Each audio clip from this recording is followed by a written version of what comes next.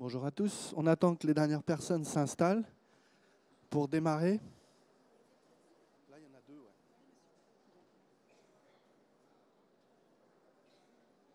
Voilà, merci à tous d'être venus. Premièrement, bienvenue dans le salon e-marketing. On a la chance de commencer avec Jérémy Barry qui va nous parler pour Liana Technologies de la manière de créer une bonne newsletter en 2018. Jérémy, c'est à toi. Merci Jean-Eric. Bonjour à tous, je laisse la chance au dernier de pouvoir s'installer. On a une salle assez pleine aujourd'hui.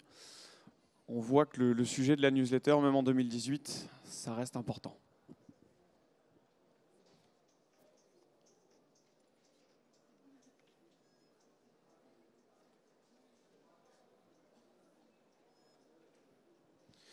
Bon, donc bienvenue à tous. Je vais me présenter rapidement. Je suis Jérémy Barry, je suis le country manager aujourd'hui de Liana Technologies. Pour vous donner un petit peu de background, moi ça fait 6 ans que je travaille dans le digital, ça fait 4 ans que je suis avec Liana, vraiment sur le marketing digital et la communication. Je ne vais pas vous faire tout le pédigré de la société, mais voilà, moi je représente cette société à la base finlandaise. On est sur le stand E16 F19 avec des plantes et la jungle qui est notre thème. On est aujourd'hui un éditeur de solutions logicielles. On va pouvoir proposer différentes solutions qui vont évidemment vous aider sur la partie de l'email marketing et des newsletters. C'est pour ça que je suis là aujourd'hui, mais aussi sur d'autres solutions. Donc voilà, solutions sur le cloud pour le marketing digital et les RP.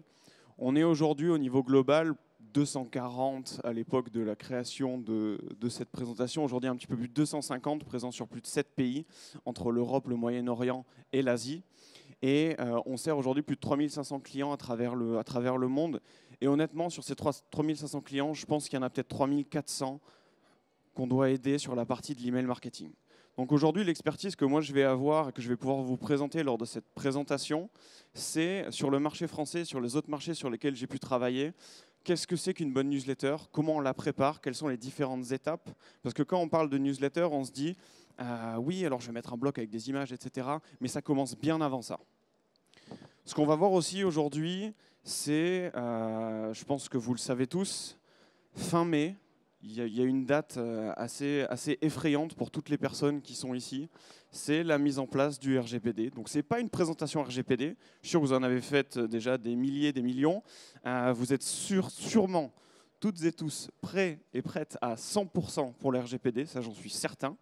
Et du coup, on ne va pas se concentrer là-dessus, mais on va parler vraiment des étapes pour faire une bonne newsletter aujourd'hui. Je ne vous fais pas tout le pédigré, mais vous avez 2-3 récompenses qu'on a eues qui sont... Qu'est-ce qui se passe?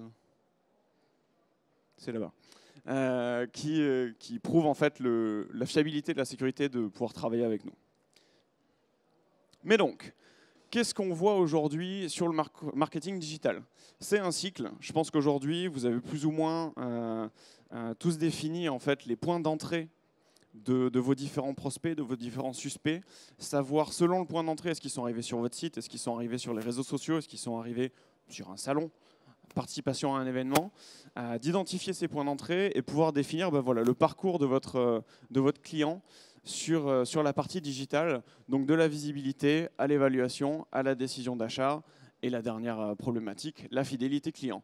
Donc ce que vous voyez ici à l'écran, c'est toutes les solutions que chez Liana on peut proposer. Celle honnêtement sur laquelle on va vraiment parler aujourd'hui, au final, ça va être Liana Mailer, mais il y a beaucoup de solutions sur le marché qui fonctionnent très bien. Moi je ne suis pas là pour vous dire c'est absolument Liana Mailer qu'il vous faut entre les mains pour que ça fonctionne. Évidemment ça fonctionnera aussi, mais par exemple vous me donnez n'importe quel autre outil entre les mains.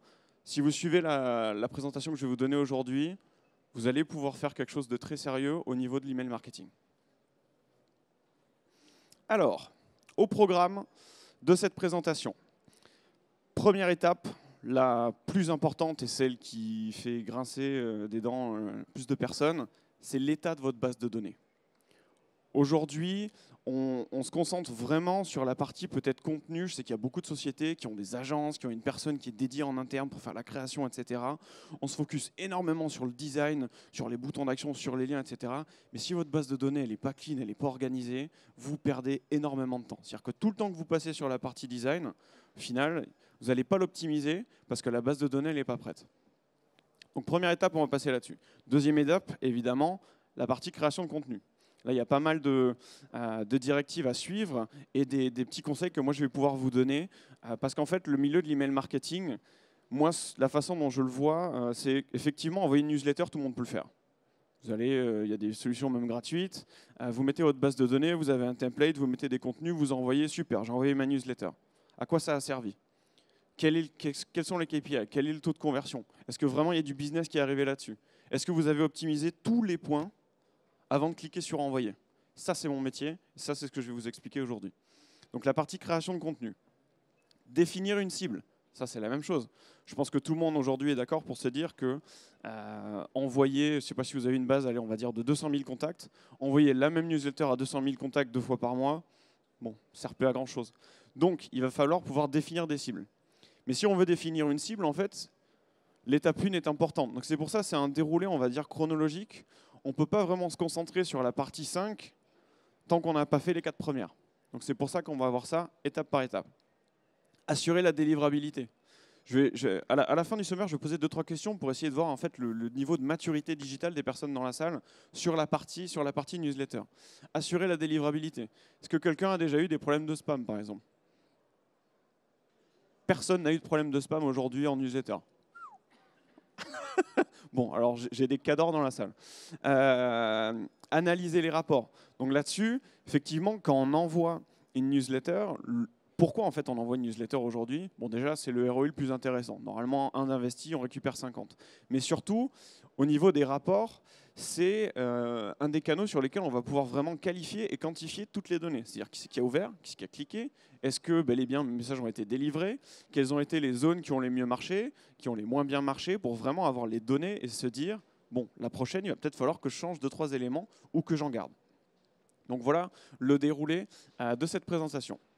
Pour savoir dans la salle qui a une newsletter active que vous envoyez régulièrement. Bon, très bien. Alors, première étape, base de données. Où est-ce que vous en êtes avec votre base de données contact? Petite checklist. Est-ce qu'elle est à jour? Alors ça veut tout et rien dire. Adresse vétuste, adresse invalide, désabonnement, il y en a un que j'ai oublié mais je vous le dis à l'oral, doublon. Est-ce qu'aujourd'hui vous êtes sûr à 100% que dans votre base de données, il n'y a aucune adresse invalide, aucune adresse vétuste, tous les désabonnements ont été retirés et il n'y a pas de doublon? Déjà, ça, c'est une belle première étape. Je vois des personnes qui... Donc, vraiment, dites-vous, première étape, c'est faire ça. Est-ce que vous avez une intégration avec un CRM, avec un ERP, un système tiers, en fait, sur lequel vous récupérez les données, on va dire, de façon automatique? Je pose cette question-là parce que ce type d'intégration, c'est quelque chose qu'il faut maintenir. C'est pas on le fait une fois, on récupère le fichier une fois et puis c'est très bien. Donc, est-ce que l'intégration que vous avez en place, elle est toujours fonctionnelle? Et est-ce que les données que vous récupérez, elles sont traitées en même temps? Ça, encore une fois, c'est important. Alors, je vous ai dit que ce n'était pas une présentation sur le RGPD, mais on ne peut pas en fait, éviter d'en parler sur cette partie base de données. Parce que fin mai, ça rigole plus, le RGPD rentre en vigueur, donc il va falloir avoir au moins 2-3 choses de fait, histoire de montrer de la bonne volonté sur cette partie-là. La provenance de votre base de données. Est-ce que toutes les personnes ici dans la salle sont sûres et certaines de pouvoir prouver en fait la provenance de toutes les adresses email que vous avez dans votre base de contact? Peut-être pas. Donc, ce qu'il faut faire, c'est savoir exactement est-ce que c'est directement depuis votre site web. Il y a un formulaire d'inscription pour le blog ou pour votre newsletter, etc. Donc, c'est là où vous avez récupéré les données. Est-ce que c'est suite à un événement, par exemple, comme aujourd'hui, ou une présentation, vous vous êtes inscrit, du coup, vous êtes sur une liste qu'on va certainement nous envoyer. Comme ça, moi, je vais pouvoir vous envoyer en plus la présentation. Comme ça, vous n'êtes pas obligé de prendre énormément de photos. Vous allez recevoir le PDF. Mais voilà, la provenance de cette base de données. Est-ce que c'est des échanges de... Allô? Oui. Est-ce que c'est des échanges de bases de données avec des partenaires? Donc ça, c'est important de connaître la provenance. Première étape. Deuxième étape, est-ce que c'est du double opt-in? Est-ce que tout le monde est familier avec le terme double opt-in? Non? Très bien. Alors double opt-in, ce que ça veut dire, bon double, c'est qu'il faut le faire 2 fois, mais en gros, voilà, je suis un visiteur, j'arrive sur votre site web, je vois un formulaire, je m'inscris, je me dis bon super, j'adore le contenu qu'ils font, j'ai envie de le recevoir régulièrement. Je m'inscris. Je reçois un mail qui me dit merci de vous être inscrit, veuillez cliquer sur ce lien pour confirmer que c'est bien vous qui avez fait la demande d'inscription. Donc là-dessus, ce que ça permet de faire, en fait, ça permet d'éviter que quelqu'un usurpe l'identité de quelqu'un d'autre en mettant l'adresse email de n'importe qui. Du coup, ça veut dire en fait que ça garantit le fait que ce soit bel et bien la personne qui s'est inscrite qui est dans votre base de données et pas, je sais pas, un collègue qui peut faire une blague à un autre collègue en l'inscrivant à une liste, par exemple. Du coup, ça c'est important. C'est pas absolument nécessaire, obligatoire pour le RGPD, mais ça rajoute vraiment une partie solide et sérieuse sur la provenance et le fait qu'effectivement votre base de données elle soit qualifiée. Et dernier point, donc ça c'est celui où là tout le monde va se dire bon non, c'est pas du tout le cas. Est-ce que vous avez le consentement volontaire de toutes les personnes qui sont dans votre base de données? C'est-à-dire qu'en gros, que ce soit sur un formulaire, que ce soit sur une demande de contact, etc., le RGPD il dit qu'il faut une petite case par exemple où il y a marqué je suis d'accord pour recevoir de la communication marketing, des offres promotionnelles, etc. En fait, tout ce que vous allez pouvoir envoyer, il faut le mentionner et il faut qu'il coche.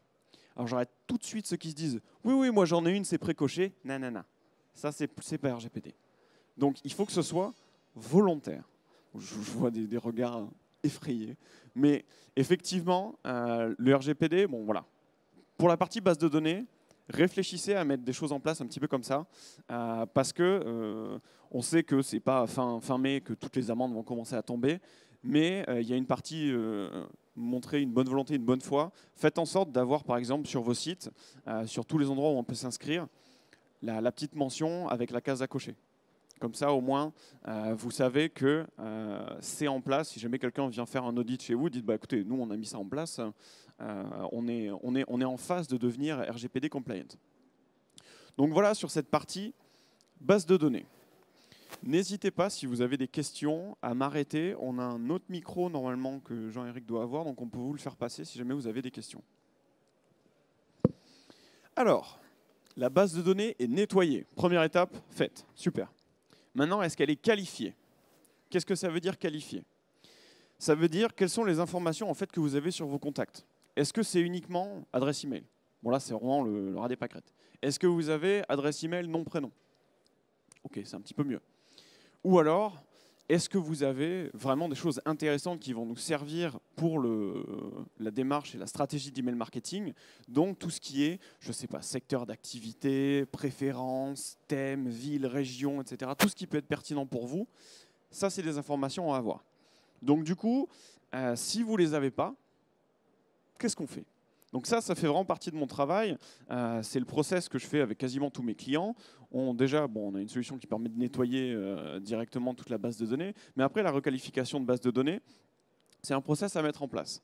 Du coup, il faut définir déjà quelles sont les informations dont on va avoir besoin. Donc, petite parenthèse RGPD, on n'est pas censé stocker la donnée dont on n'a pas besoin. Voilà. Donc, c'est-à-dire qu'en fait, il faut définir, voilà, je vais avoir besoin du nom, prénom, adresse email, téléphone, secteur d'activité, région, etc. Le dire, s'arrêter là, et on peut stocker ces données en disant j'en ai besoin pour ma démarche marketing. Donc il faut définir en fait les informations dont on va avoir besoin. Si on ne les a pas, on réfléchit comment est-ce qu'on peut les récupérer. Du coup, je suis sûr que vous avez énormément de contenus, de canaux différents, de petites carottes à donner en fait aux contacts ou aux abonnés pour essayer de requalifier votre base de données. Quelques exemples. Formulaire d'inscription à la newsletter. Au lieu de demander juste l'adresse email, demandez peut-être le nom, le prénom, l'adresse email et le nom de la société. On peut commencer là-dessus. Téléchargement de guides, ça c'est surtout en B2B. Des livres blancs, des guides d'instruction pour tel ou tel outil, etc. Faites en sorte peut-être d'envoyer des campagnes, là avant mai, d'envoyer des campagnes pour requalifier votre base de données, pour récupérer, je sais pas, le titre, la fonction de la personne, le nom de la société, le code postal, ce genre de choses. Et profitez-en de mettre ce petit carré RGPD, histoire qu'il coche, et comme ça, vous êtes tranquille. Inscription à un webinaire ou à un événement. Ça, encore une fois, voilà, si quelqu'un est intéressé pour participer à une conférence comme celle-ci aujourd'hui, c'est de dire, bon, voilà, vous pouvez venir, c'est offert, c'est gratuit. Par contre, la seule chose qu'on vous demande, c'est de remplir ce petit formulaire pour que nous, on puisse requalifier nos bases de données. Connexion à un Wi-Fi. Vous avez certainement tous pris l'avion dans un aéroport. On vous demande quand même pas mal d'infos pour pouvoir se connecter au Wi-Fi. Du coup, c'est une optique possible. Je pense aussi dans certaines sociétés, il y a un Wi-Fi qui est disponible pour les invités, ou même chose, on va demander certaines informations pour requalifier une base de données. Projecteur, en anarchie totale. Connexion à une application mobile. Même chose, l'application mobile, c'est quelque chose d'assez niche, mais si vous en avez une, pensez au fait que pour pouvoir se connecter, pour pouvoir installer l'app, on puisse avoir un petit formulaire pour que vous puissiez récupérer des données supplémentaires. Achat sur une boutique en ligne, etc. Donc voilà, le but, c'est vraiment, comme je vous dis, dans un premier temps, de nettoyer ce qu'il y a... Oui.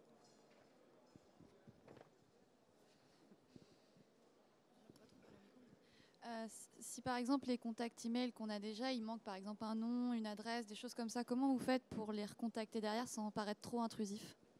Bah là-dessus, c'est ce que je disais par exemple au niveau d'un guide. Un guide, un livre blanc par exemple.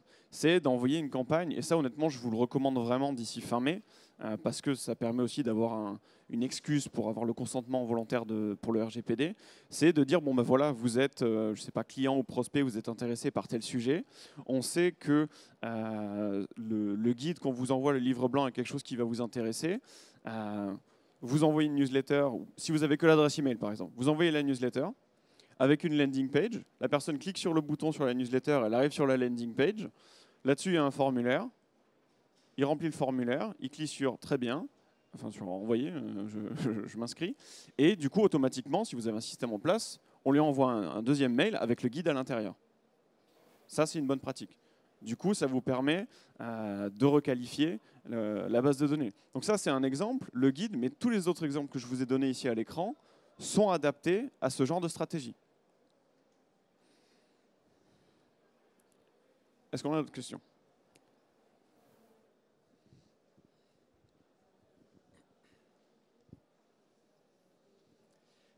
Bonjour, je suppose qu'avec la RGPD, on n'a pas le droit, par exemple, si on a une base de données avec avec l'adresse mail, on ne peut pas, nous, de notre côté, dans le back-office, mettre nous-mêmes le prénom et le nom et le genre ou tout ça. Alors en fait, ce qui change avec le RGPD, c'est que la donnée client ne vous appartient plus. Ça, on l'entend souvent, que ce soit des clients, des prospects, etc., des discussions sur salon. Ma base de données, elle est de 30 000 contacts. Non, non. Ce n'est pas votre base de données à partir du RGPD. La grande différence, c'est qu'en fait, les contacts, les personnes, les citoyens européens, vous prêtent, vous louent l'information qu'ils vous donnent. Donc là-dessus, effectivement, manuellement, vous ne pouvez pas rajouter les informations. Par contre, faire en sorte de créer une stratégie pour que les personnes d'elles-mêmes renseignent ces informations, ça fait partie du processus de requalification de base de données. Du coup, on a nettoyé, on a qualifié. Très bien. Maintenant, on va harmoniser. Alors ça, c'est souvent le terme, on dit qu'est-ce qu'il raconte? En gros, la base, elle est nettoyée, elle est qualifiée. Maintenant, qu'est-ce qu'on va pouvoir faire? Le but de tout ça, c'est qu'on puisse segmenter, c'est qu'on puisse structurer la base. Mais là, c'est l'expérience vraiment qui parle. Au niveau de l'harmonisation, on sait que souvent, il y a des problèmes. Qui a un CRM dans la salle? Voilà. Qui peste contre les commerciaux qui remplissent ce CRM? Voilà. Donc, ça, c'est un problème récurrent. Et on sait parce que, en fait, souvent, le marketeur, il travaille avec le CRM qui est rempli par le service commercial. Et il doit utiliser la donnée, en fait, qui est stockée sur ce CRM. Le problème, c'est que nous, souvent, on fait des intégrations pour récupérer la donnée. On voit le flux arriver, on se dit « Ouh là là ». Exemple tout bête, le numéro de téléphone. Est-ce que tous les numéros de téléphone dans votre CRM, ils sont sous le même format? Admettons 06, espace, le reste. Ou alors 06 point, parce qu'il y en a, ils aiment faire ça, le reste. Ou tout attaché. Aussi simple que ça, si tous les formats ne sont pas les mêmes, enfin si tous les numéros de téléphone ne sont pas au même format, il va y avoir un souci au niveau de l'utilisation de la donnée. Donc ça, c'est quelque chose d'évident sur un numéro de téléphone, mais imaginez sur la définition d'un secteur d'activité ou sur le titre ou la fonction d'une personne. Secteur d'activité, on va avoir, je sais pas, quelqu'un qui va dire bon, bah, ça c'est du retail, quelqu'un d'autre qui va dire ça c'est plutôt du brick and mortar, ça c'est plutôt du machin. Du coup, si vous, après marketeur, vous vous dites il faut que je fasse ma segmentation, je veux uniquement tel secteur d'activité, si chaque commercial a eu sa dénomination propre, vous ne pouvez pas faire de segmentation. Du coup, c'est pour ça que l'harmonisation de la donnée est importante. En termes de titre ou de fonction, c'est la même chose.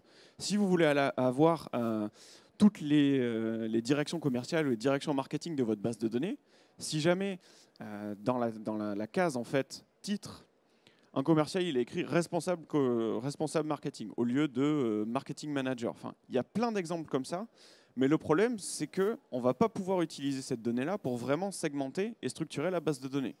Du coup, moi ce que je vous propose, c'est au lieu de mettre un champ de texte libre, mais vraiment dans le CRM, hein, sur la partie secteur, je suis sûr que c'est le cas déjà pour pas mal de personnes ici, faites en sorte que ce soit un menu déroulant où en gros il y ait eu une discussion entre le directeur sales et le directeur marketing pour se dire on va classifier nos prospects sur ces catégories-là.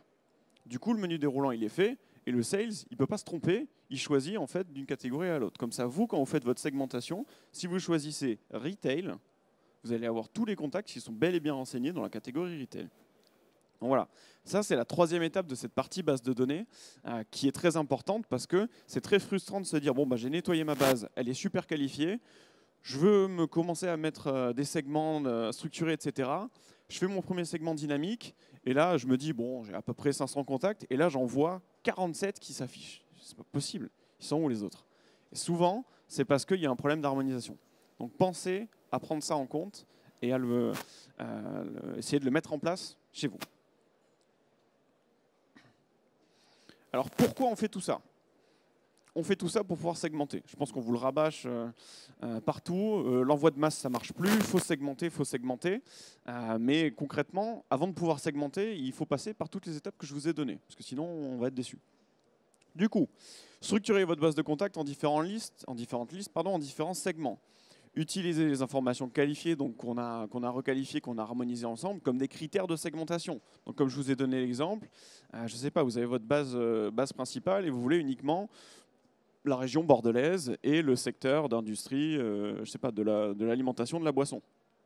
Là-dessus, si toute la base elle est clean, en choisissant ces deux critères, ben, vous allez avoir votre segment qui est créé. Donc le but, c'est de réfléchir, et je pense aussi avec le sales et le marketing, quels sont les critères de segmentation, quels vont être les segments pertinents pour qu'on puisse faire une communication adaptée sur, des fois on choisit plusieurs segments à la fois, ou carrément un seul segment en particulier. Faites en sorte que ces segments soient dynamiques. Alors ça va dépendre aussi des limitations techniques, technologiques de l'outil que vous utilisez, mais ça fait gagner énormément de temps. C'est-à-dire, si à chaque fois qu'il faut faire un segment, qu'il faut faire une liste, il faut faire un import, il faut faire un export, etc., ce que ça veut dire, c'est que dans votre solution, en fait, vous allez avoir je ne sais pas combien de listes, toutes indépendantes des unes des autres, et du coup, s'il faut faire des mises à jour, il faut toutes les mettre à jour. Ce que je vous conseille, c'est d'avoir une liste principale, donc qui a été traitée comme ce qu'on a pu dire jusqu'à maintenant, et du coup de créer des segments dynamiques qui dépendent en fait de cette liste principale. Ce que ça permet de faire, c'est qu'une fois que toutes les listes et les segments dépendent de cette principale base de données, vous n'avez plus qu'à mettre cette base de données à jour et tous les autres segments, toutes les autres listes vont être mises à jour en même temps. Du coup, ça vous fait gagner du temps. Parce que je sais que le temps, pour les marketeurs, souvent, c'est important, c'est précieux.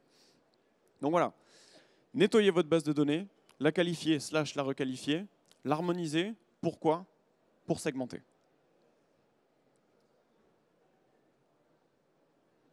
Bon, on a passé l'étape de la base de données, c'est super. On n'a même pas encore touché au contenu. Il y a déjà quand même pas mal de choses à faire. Création du contenu. Qu'est-ce que je fais pour optimiser mon taux d'ouverture, mon taux de clic? Parce que c'est bien d'avoir une jolie base de données, qu'elle soit nickel, mais si au final on n'en voit pas grand-chose et que les taux sont pas top, il y a un problème. Du coup, on va voir comment est-ce qu'on peut faire ça. Alors, avant qu'on ouvre votre newsletter, quels sont les différents critères ou les différents créneaux que vous avez pour influencer la personne avant qu'elle l'ouvre? Il y en a 4. Le nom de l'expéditeur, l'adresse email de l'expéditeur, le titre et l'aperçu du contenu. Ça, c'est les seuls 4 éléments que la personne va voir avant de cliquer pour ouvrir. Donc c'est sur ces 4 éléments-là qu'on va pouvoir jouer pour essayer d'améliorer le taux d'ouverture. C'est pas beaucoup. Le nom de l'expéditeur, l'adresse de l'expéditeur, ça, normalement, si la personne s'est inscrite de façon volontaire à votre base de données, si elle reçoit un message de votre part, elle est censée un petit peu l'attendre, ou en tout cas vous connaître. Donc ça, c'est plutôt un bon point. Le titre, ça, alors pourquoi c'est en gras? C'est parce que c'est vraiment là-dessus qu'on va pouvoir jouer. Je pense qu'il y a beaucoup de marketeurs qui mettre le titre peut-être un petit peu au deuxième plan en se disant non, mais il faut une super newsletter avec un design top, etc. Oui, mais s'il ne clique pas, la newsletter à la boîte top, il n'aura pas la chance de le voir. Donc, le titre, c'est quelque chose de très important. Ce que je vous conseille, parce que souvent on ne sait pas en fait, c'est quoi le meilleur titre. Bon, il y a des grandes directives, pas utiliser des mots type gagné, gratuit, etc. Pas mettre trop de smiley, ce genre de choses. Mais vraiment sur le côté pur contenu, qu'est-ce qui va le mieux marcher? Je suis sûr que vous êtes retrouvé plusieurs fois face à votre écran en train de vous dire bon, la newsletter elle est faite, je mets quoi comme titre? J'ai peut-être 2-3 titres en tête, c'est lequel qui marche le mieux? Je ne sais pas. Essayez les solutions qui proposent un système de test AB. En gros, vous avez 2 titres en tête, vous testez les 2 titres. Automatiquement, la machine elle va faire un test sur un échantillon de votre base de données et elle va vous dire bah, c'est le titre 1 qui a mieux marché que le titre 2 parce que le titre 1, il y a eu 16% d'ouverture et le titre 2, il y en a eu 12, par exemple. Du coup, là, c'est pas de l'à peu près, c'est pas du oui, j'ai entendu, j'ai lu un article quelque part qui. Non, là, c'est du concret par rapport à votre segment, votre base de données, votre contenu, votre secteur. Donc le titre, c'est très important et en pratique, on peut vraiment voir des différences d'ouverture de 3 à 10%. Donc je pense que même si c'est 3% en plus, moi je prends. L'aperçu du contenu. Ça, je pense que vous l'avez vu, en fait, avant d'ouvrir une newsletter, vous avez un petit aperçu du contenu qui est à l'intérieur. Sauf que le problème avec les newsletters HTML, c'est que la première ligne de texte en haut, c'est si vous voulez afficher cette newsletter dans votre navigateur, cliquez ici. Ça, c'est génial, c'est super sexy, ça me donne trop envie d'appuyer. Non, du tout. Du coup, il faut pouvoir le personnaliser, ça. Parce que vraiment, je le répète, il y a ces 4 éléments sur lesquels on peut avoir une influence avant que la personne ouvre. Rien d'autre. Donc vous pouvez avoir la meilleure base de données, le meilleur contenu, les meilleurs liens, les meilleurs guides à l'intérieur. S'il n'ouvre pas, ça ne sert pas à grand-chose. Donc gardez ces 4 options en tête. Faites en sorte de trouver quel est le meilleur titre, donc peut-être d'utiliser des tests AB, et surtout au niveau du contenu, de l'aperçu, faites en sorte de le personnaliser. Si c'est une invitation à un événement, faites en sorte que ce petit aperçu, ce soit bienvenue à notre événement, un petit déjeuner, nanana. C'est quand même beaucoup plus sympa que juste la phrase générique que tout le monde a, qui n'est pas du tout intéressante. Donc voilà. Le design. Donc ça, je sais que c'est la partie où tout le monde se bat à fond. Mais sur cette partie design, il y a une chose très simple, c'est la répartition en fait. Vous coupez une newsletter en 4, c'est quelle partie qui marche mieux? Ça paraît bête comme question, mais au final c'est quand même assez pratique d'avoir les résultats. C'est la partie supérieure gauche. Donc là, demain, la newsletter que vous envoyez, si vous avez des liens, des boutons à mettre, préférez à les mettre en haut à gauche. Ça, c'est une étude qu'on a fait avec une université à Alto. Donc, le design de votre newsletter, c'est important, mais ça, je pense que tout le monde le sait, et je n'ai pas besoin de le répéter. La position des images et des liens, parce qu'effectivement, le but, c'est vraiment, on va essayer de se mettre à la place du destinataire, pour une seconde. Je reçois votre email. OK. Je vous connais, très bien. Le titre a l'air de m'intéresser. D'accord. Je clique, première action. C'est beaucoup déjà. Admettons, il est sur un logiciel de réception d'email qui n'affiche pas directement les images. Du coup, il y a le petit bandeau, je pense que vous le connaissez. Si vous voulez afficher les images, cliquez ici. Deuxième action. Énorme. Donc là-dessus, 2 actions pour avoir accès à votre contenu, c'est déjà beaucoup. Mais si en plus de ça, il faut qu'il se creuse la tête pour savoir où est-ce qu'il faut cliquer pour avoir accès à l'information, là vous vous demandez de trop. Faites en sorte d'avoir un design clair avec des boutons d'action. Des CTA, des call to action clairs. En anglais, ils appellent ça le BOB, le Big Orange Button. C'est un gros bouton au centre. Il n'y a pas de question à se poser. Là, je clique là. Donc faites en sorte d'optimiser le design, surtout sur la partie pratique, en favorisant la partie supérieure gauche. Et autre chose que je recommande vraiment à toutes les personnes dans la salle, à tous mes clients, etc., c'est sur la partie du template. Faites en sorte de vous démarquer. Honnêtement, le template MailChimp, tout le monde le connaît. En bas, là, vous allez dans le footer. On le sait. Tout le monde a le même. Il y a un moment, il faut se démarquer. Si vous voulez vous démarquer des 150 autres newsletters que la personne va recevoir dans sa boîte mail, il y a un moment, il faut essayer de se démarquer. Du coup, ayez votre propre image, votre propre template. Vous avez peut-être besoin d'une agence, vous avez peut-être besoin d'un prestataire qui peut vous faire ça. Vous avez peut-être besoin d'une personne en interne pour le faire pour vous. Mais pensez-y, c'est quelque chose, c'est un facteur vraiment différenciant qui fait la différence sur cette partie design.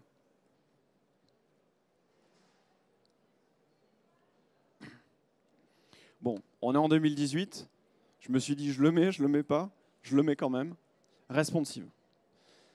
Est-ce qu'il y a des personnes dans la salle, je sais que ça va être dur de lever la main, qui ont une newsletter qui n'est pas responsive? Bon, très bien. Donc, pourquoi une newsletter responsive? C'est important. C'est parce qu'aujourd'hui, en fait, les chiffres, en plus, continuent d'évoluer. Je crois que maintenant, on est plus proche des 60% des gens qui lisent leurs mails sur téléphone. Imaginez ce que ça veut dire par rapport à votre base de données, la taille de votre base de données. Je ne sais pas, on va dire que vous avez une base de données de 10 000 personnes.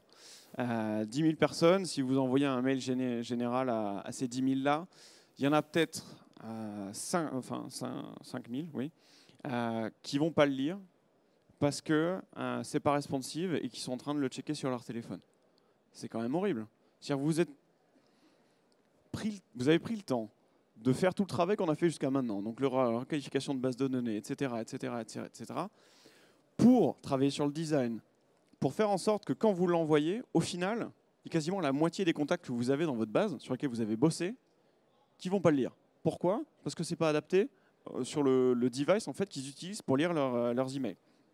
Donc là-dessus, 80% des gens qui lisent leur mail sur mobile, si ce n'est pas adapté, ils suppriment.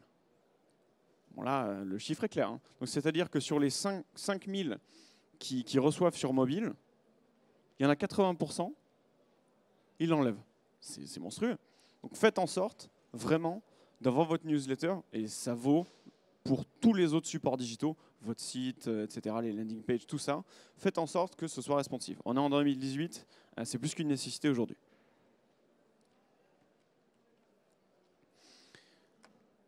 Personnaliser. Envoyer le même mail à tout le monde, on sait que ça ne marche plus. Alors pourquoi on a fait tout le travail de requalification de base, etc. C'est effectivement pour pouvoir utiliser ces données. Donc là-dessus, je pense que normalement, chaque solution d'email marketing pro, en gros, va vous permettre d'utiliser les propriétés que vous avez sur vos contacts. Donc imaginons, bon là j'ai mis 2 exemples, j'ai mis prénom et fonction. Il y a des systèmes de balises qui doivent fonctionner de façon similaire sur toutes les solutions. Ou en gros, au lieu de dire bonjour cher abonné, on va dire bonjour Jérémy. Ça paraît bête, hein, 60% d'activité en plus sur la newsletter, juste pour avoir dit le prénom. Oui.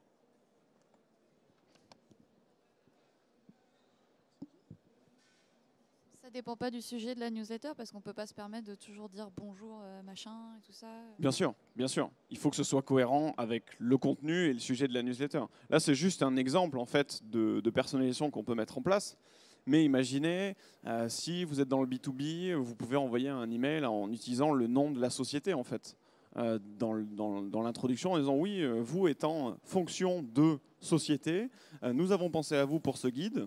Veuillez cliquer ici pour y avoir accès. Donc ça permet en fait d'avoir le message le plus générique, parce qu'honnêtement, enfin, vous en recevez des centaines de newsletters, j'en suis persuadé. Voir oui, bonjour, ou la news de mars 2018. Y a pas, ce qui manque dans le digital, en fait, ça c'est général, c'est le vrai problème digital, c'est côté humain. Pourquoi est-ce qu'on va toujours dans la même boulangerie régulièrement qui est à côté de chez nous? C'est parce qu'au bout d'un moment, on connaît la personne, elle nous connaît, on dit bonjour, etc. Au bout d'un moment, on connaît son prénom, c'est agréable. Dans le digital, il y a ce côté froid, il y a ce côté machine, il y a ce côté écran. Et du coup, le but, c'est de faire en sorte de récupérer un peu de cet humanisme via la personnalisation. Donc faites en sorte d'utiliser ces différentes balises pour personnaliser le contenu. Utilisez les fonctions de personnalisation de l'outil. Admettons que vous avez une newsletter, je ne sais pas, elle va faire 4-5 blocs.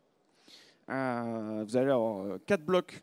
Tout le monde est plutôt censé recevoir ces 4 blocs-là. Par contre, il y en a un, va falloir le personnaliser, le localiser. Admettons, sur ces 5 blocs, il y en a 4, voilà, c'est quelque chose de général, et 5e, ça va changer en fonction de la région. C'est-à-dire si votre prospect ou votre client il est à Bordeaux, il va recevoir ce bloc version 1. S'il est à Paris, il va recevoir ce bloc version 2. S'il est, etc. Donc ça évite de faire 4 newsletters différentes, alors qu'au final, il y a juste un petit bloc qui change. Mais surtout, si vous suivez un petit peu mon schéma de pensée, on ne peut pas faire ça si on n'a pas la base de données qui est qualifiée. Parce que si on ne sait pas où il est, si on n'a pas dans la case région la valeur dans laquelle lui il est, on ne va pas pouvoir mettre en place ce genre de solution. Donc c'est pour ça que c'est intéressant. Une fois que la requalification de la base de données, l'harmonisation, etc. a été faite, on peut se permettre de mettre en place des processus un peu plus avancés de ce type. Et voilà, l'exemple que je vous ai donné, une newsletter générale avec un blog personnalisé qui s'affiche en fait selon l'audience qui va l'ouvrir. C'est-à-dire que vous envoyez une seule newsletter. Si j'habite à Paris, je reçois tout pareil sauf un bloc qui change. Même chose, si je suis à Bordeaux, tout pareil, sauf que le dernier bloc, il aura changé. Ça parlera de la place de la Victoire, par exemple. Voilà. Donc, tout ce que je vous ai dit jusqu'à maintenant, c'est vraiment, on va dire, de l'expertise et des conseils techniques et structurels, organisationnels sur comment optimiser les process d'envoi de newsletter. Mais il y a un truc qu'on ne peut pas enlever, c'est ça. Le contenu, à un moment, s'il n'est pas bon, il n'est pas bon. Du coup, il faut vraiment se concentrer là-dessus, prioriser la partie qualitative que la partie quantitative. Donc là-dessus, moi j'ai quelques conseils. Essayez de faire un petit calendrier éditorial. Essayez de vous faire une espèce de boîte à idées marketing sur lequel vous pouvez répertorier tous les articles d'un tel sujet, par exemple. Comme ça, quand vous êtes, je ne sais pas, newsletter de juin, vous vous dites, bon voilà, il faut qu'on parle de tel sujet. J'ai ma petite boîte à outils, je vais dans la partie, je sais pas, sujet A, et j'ai déjà tous les articles qui sont à l'intérieur, et ça me donne des idées pour créer du contenu. Donc aidez-vous pour cette partie création de contenu, rédaction. Du contenu thématique pour les abonnés, enfin on l'a dit, du général pour tout le monde, ça ne marche plus. Faites en sorte de le personnaliser. Ne répétez pas les mêmes contenus. C'est-à-dire si vous envoyez, je sais pas, 2 newsletters consécutives où à chaque fois il y a 2-3 articles, c'est les mêmes, ça se remarque. Faire des call to action clairs, ça je vous l'ai dit, un gros bouton, histoire que si jamais il y a un endroit à cliquer, on sache exactement où il faut cliquer.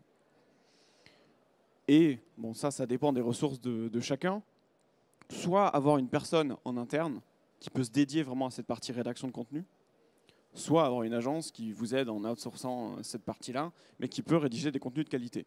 Moi j'ai tendance à dire, qui mieux que vous peut parler de votre société. Si vous avez les ressources en interne, préférez internaliser ça pour avoir contrôle en fait de toute la partie contenu et de tout le cycle en fait de la newsletter. Parce que ce qui est important, c'est de se dire, là on a une newsletter envoyée pour vendredi ou suite à un événement X ou Y, il faut qu'on envoie une newsletter. Si jamais il y a trop de process qui sont externalisés, le processus devient très long et vous ne pouvez pas forcément tenir l'aspect réactif qui est vachement intéressant sur la newsletter. Parce que le concept, c'est quand même, vous avez une base de données, vous cliquez sur envoyer, ça part. Si il faut rajouter 3 semaines, enfin j'exagère, allez, on va dire 1 semaine de validation, de contenu, de machin, etc., ça rajoute énormément de temps. Et ça handicape en fait le concept même de la newsletter, quelque chose d'instantané. Et préférez la méthode agile. Vous commencez, vous faites une petite étape, vous voyez les résultats, vous avancez, etc., etc. Alors,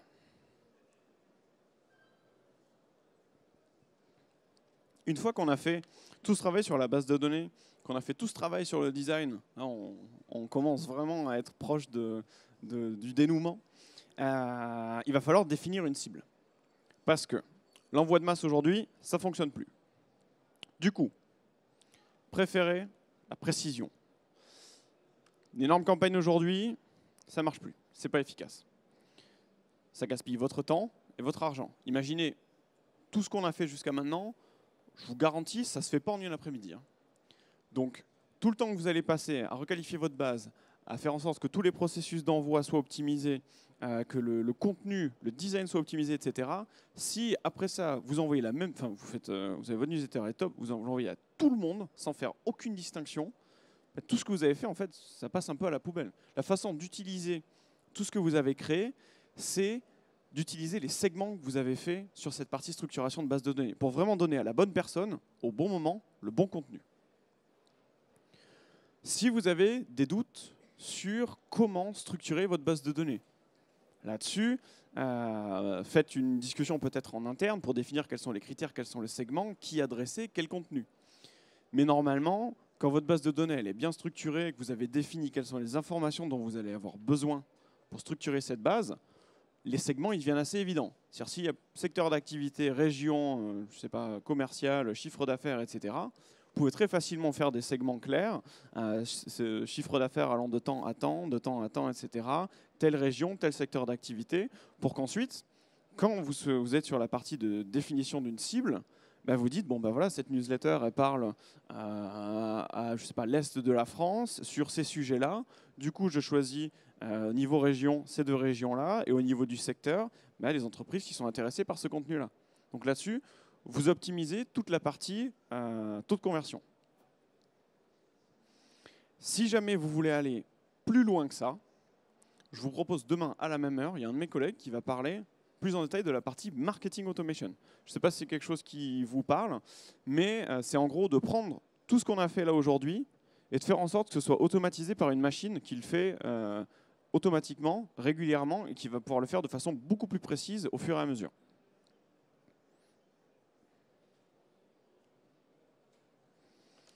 Assurer la délivrabilité. Donc si on a fait tout le travail qu'on a fait jusqu'à maintenant pour atterrir en spam, c'est pas top. Hein. Du coup, ce qu'il faut faire, il y a toujours un risque, ça c'est sûr, mais il y a pas mal de directives, pas mal de conseils à entendre et à mettre en pratique pour assurer de minimiser ces risques-là. Alors, comment on fait pour ne pas tomber en spam? Bon, déjà, ça paraît bête, mais il faut un partenaire qui soit à peu près sérieux.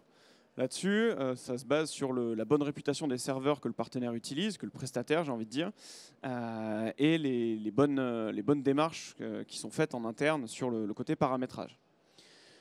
Normalement, si vous gardez vos listes à jour et nettoyées, vous n'êtes pas censé accumuler des points spam. C'est-à-dire que si toutes les personnes qui se désabonnent, elles sont enlevées automatiquement, bon, ce n'est pas quelque chose que vous allez devoir faire manuellement. Contrôlez les rejets, les rebonds et les désabonnements. Là-dessus, à chaque envoi, en fait, vous allez avoir une liste, normalement, enfin, du taux de délivrabilité, taux d'ouverture, etc. Mais on va rester sur la partie de délivrabilité, à savoir combien de personnes ont bel et bien reçu votre newsletter. Je vous dis un chiffre. Si vous êtes en dessous de 90%, passez un petit coup de téléphone à notre prestataire en disant qu'est-ce qui se passe. En gros, il faut au minimum, on va aller jusqu'à 85% pour être un petit peu plus laxiste. Si 85% de votre base reçoit les emails, ça veut dire que 15% ils sont même pas dedans. C'est-à-dire que ça arrive même pas à destination. Il n'y a pas de décision de savoir s'il ouvre ou pas, c'est que c'est pas arrivé. Donc ça, c'est important. Mais du coup, en termes de rejet, de rebond et de désabonnement, à chaque fois que vous faites un envoi, en fait, vous allez avoir des personnes qui se désabonnent.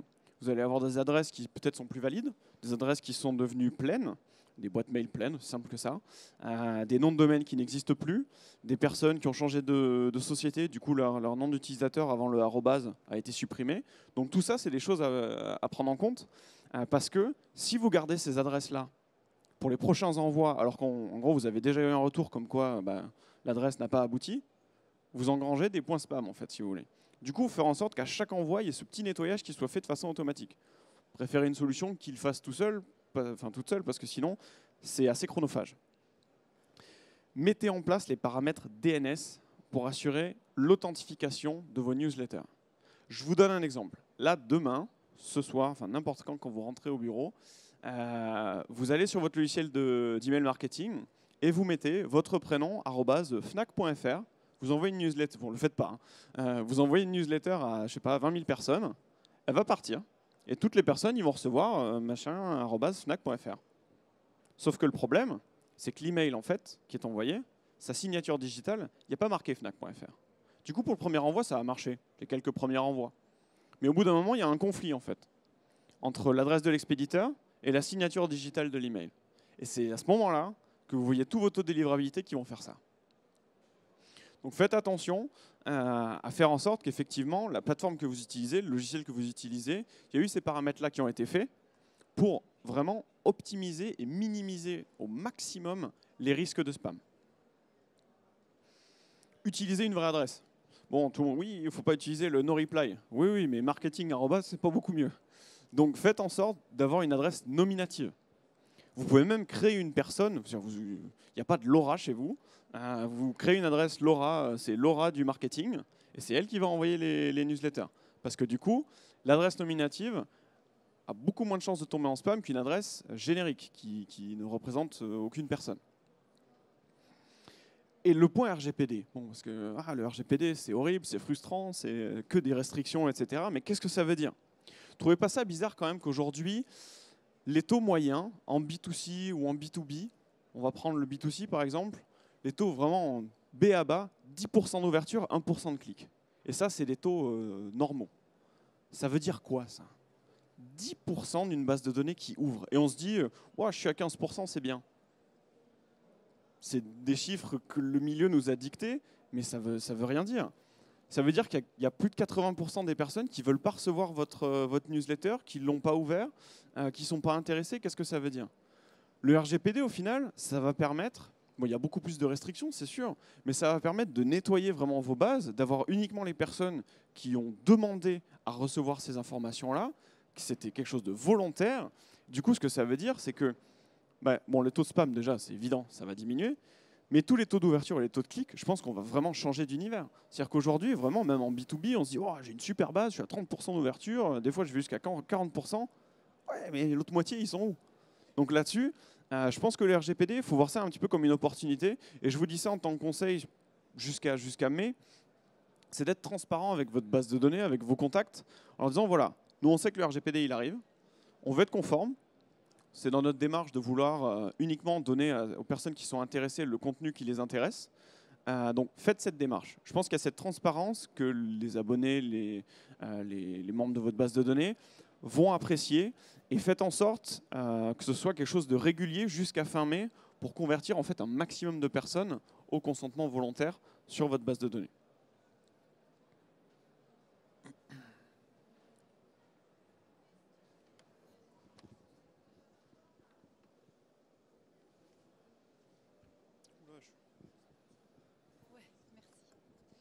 Oui, une question par rapport à justement la délivrabilité. Moi, mon souci, celui que je rencontre essentiellement, je suis en B2B, ça va être les mails in black. Et je ne sais pas s'il y a des techniques pour passer outre, parce que systématiquement, nos newsletters arrivent plutôt dans cet outil-là. Donc, voilà. Ça, normalement, il y a une façon de paramétrer l'outil que vous utilisez. Donc ça, c'est à faire une fois en fait par compte de mail in black qu'un de vos prospects ou un de vos clients utilise, pour autoriser en fait l'adresse d'expéditeur que vous utilisez pour les envois de newsletters, à ce que cette adresse soit acceptée en fait au sein du processus de vérification du mail in black. Ça, c'est une chose à faire une fois, mais une fois que c'est fait, normalement, si vous ne changez pas d'adresse d'expéditeur, ça va continuer à arriver à destination. Ça, c'est une petite manip à faire. Oui.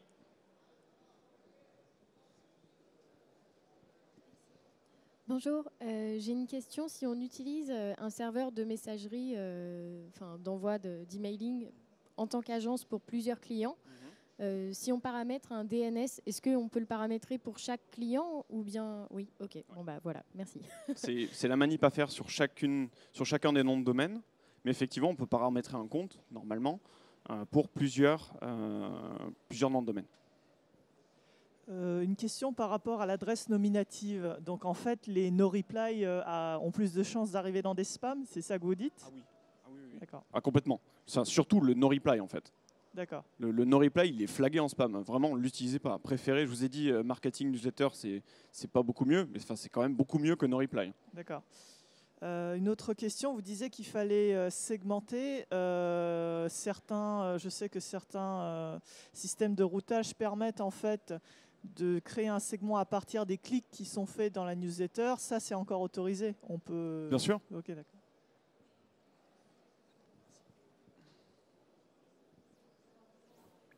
Donc, tout le processus qu'on a fait jusqu'à maintenant, c'est très bien.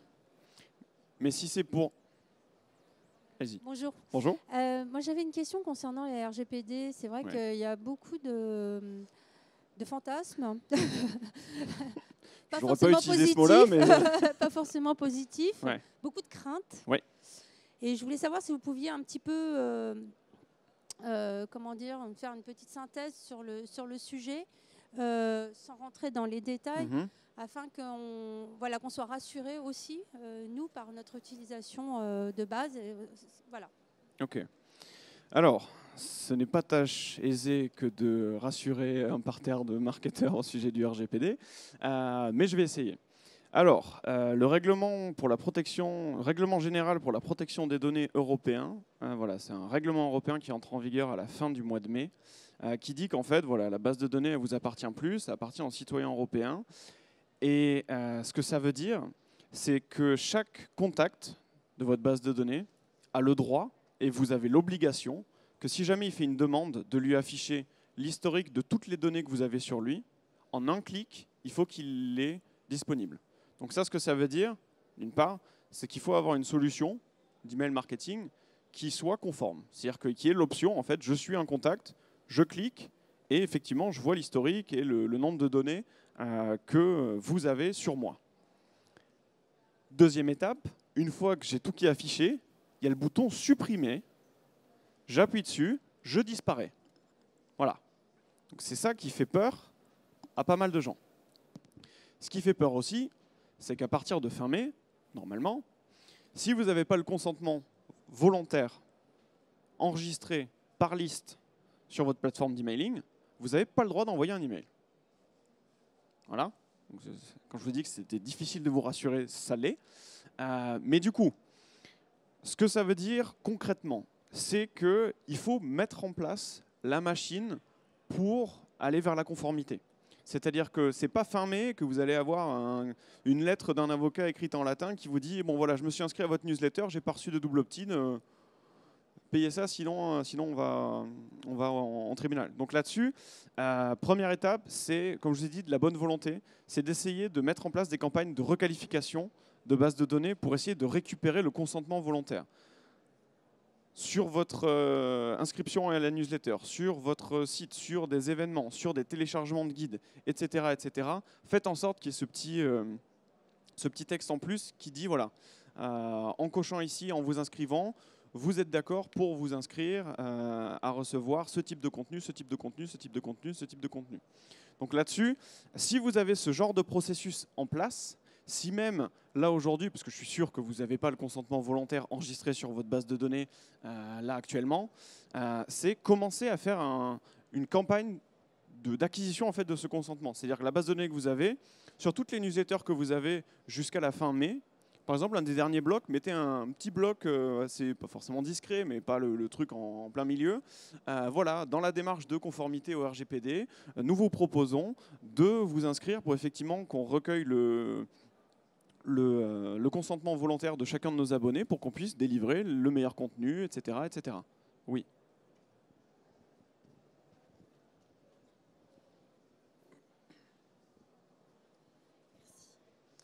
Oui, bonjour. À partir du moment où la personne, par exemple dans le footer, vient inscrire son adresse mail et son prénom, elle sait par elle-même qu'elle va s'inscrire à une newsletter. Donc est-ce que c'est nécessaire de rajouter une mention avec la case à cocher? Oui, tout de même, parce qu'elle le sait très bien qu'elle va s'inscrire à une newsletter à ce moment-là. Mais c'est vraiment dans le règlement. Je vous invite à le lire. Parce que la présentation était vraiment pas pour le RGPD. Mais effectivement, nous, on a fait pas mal d'afterwork ou de breakfast qui parlaient de ça, parce qu'on a des clients qui sont un peu inquiets.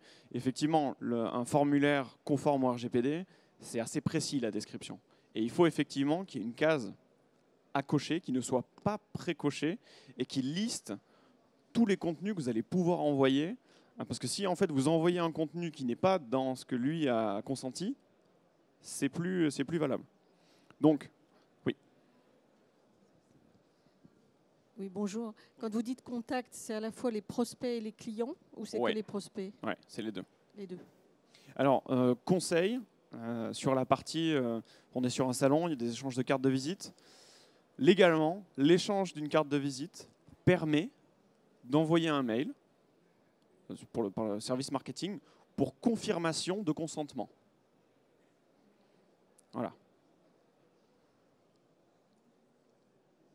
Mais donc, ce que je vous disais, Jérémy, si tu veux préparer la conclusion. D'accord. Et nous donner rendez-vous sur ton stand. Très bien. Je cours, je finis. Donc, tout ce qu'on a fait, il faut analyser les rapports. Pourquoi? L'email marketing, c'est le meilleur ROI et on a vraiment les données. Les rapports d'envoi. Ça, si vous ne l'avez pas, vous appelez votre prestataire, enfin vous changez, quoi. C'est pas bon. Taux d'ouverture, taux de délivrabilité, taux de clic. C'est le b.a.-ba. Ça vous permet de suivre si effectivement vos newsletters sont bel et bien envoyées et arrivent à destination, si elles sont ouvertes, si elles sont cliquées. Ça vous permet de voir en fait un retour vraiment sur l'efficacité de tout ce que vous avez fait avant. Repérez les zones chaudes de votre newsletter. Toute la partie contenu, il se peut que sur une newsletter de 4 blocs, il y en ait 3 qui marchent très bien et un qui ne marche pas du tout. Et faites en sorte d'avoir ces données-là pour vous dire sur le prochain envoi, je ne vais pas le refaire, le bloc qui n'a pas marché, vu que personne n'a cliqué dessus, etc. Identifiez les périodes dans la semaine où en fait, on ouvre le plus votre newsletter. Ça, on vous dit oui, le mardi matin, le jeudi matin, etc. Mais peut-être que le week-end, ça marcherait bien. Peut-être que le lundi dans l'après-midi, ça marcherait bien. Faites des tests, regardez les résultats et vérifiez vraiment où sont les pics d'activité, où sont les pics de lecture et concentrez-vous là-dessus.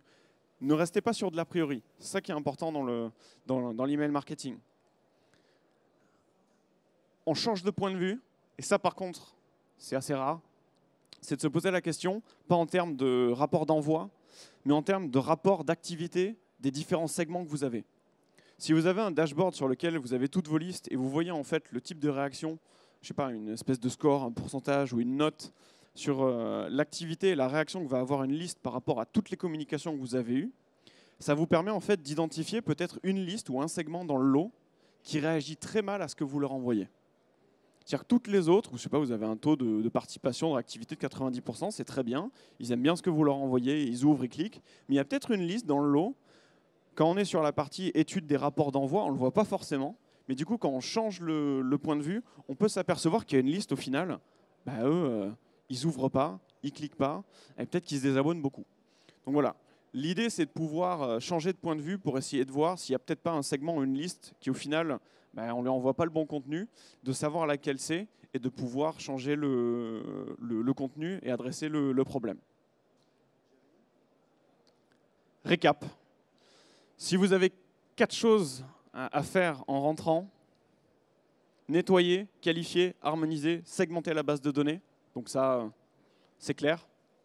Une newsletter responsive, s'il vous plaît. Design optimisé, comme je vous ai dit, avec des boutons d'action clairs. Préférez la partie supérieure gauche.